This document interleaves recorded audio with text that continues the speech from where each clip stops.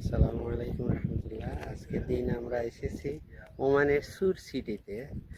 এখানে অনেক সুন্দর দেখার জায়গা। তো আমরা আজকের দিন অন্যান্য জায়গা দেখার পাশাপাশি আমরা এসেছি সুর সিটিতে।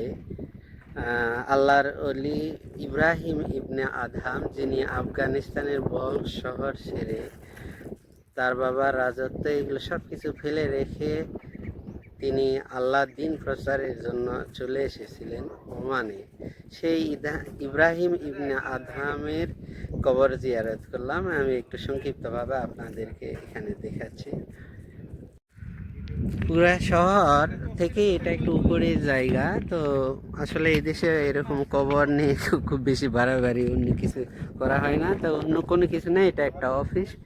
আর এর অফিসের পাশেই হচ্ছে এখানে ইব্রাহিম ইবনে আদহাম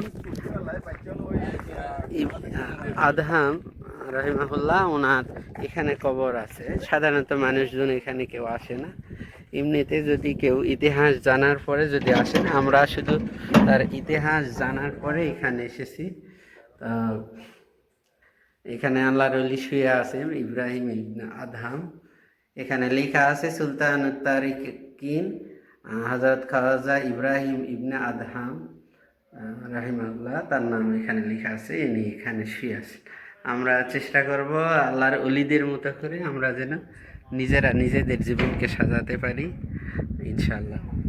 সেটাই আমাদের চেষ্টা থাকবে। আমরা কোনো ধরনের পাপ শিরকিয়াতের মধ্যে প্রবেশ করবো না, বরং আমরা আল্লাহর দিনকে বিজয়ী করার জন্য আমাদের সব কিছুকে আমরা ছেড়ে দিব, ইনশাআল্লাহ।